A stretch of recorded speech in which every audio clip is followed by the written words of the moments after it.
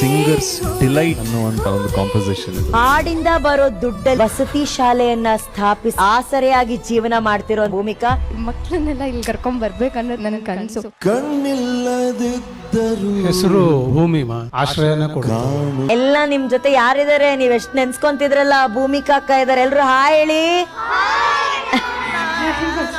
ನಮ್ಮ ಬಾಳು ಬೆಳಗುಂದಿ ಅವರು ಎಸ್, ಮಕ್ಕಳಿಗಾಗಿ ಒಂದು 4 ಸಾಲನ್ನ ಬರೆದಿದ್ದಾರೆ. ಅರೆ ಅರೆ ವಾ ವಾ. ಕಣ್ಣಿಲ್ಲದಿದ್ದರೂ ಕಾಣುವರು ಜಗವ,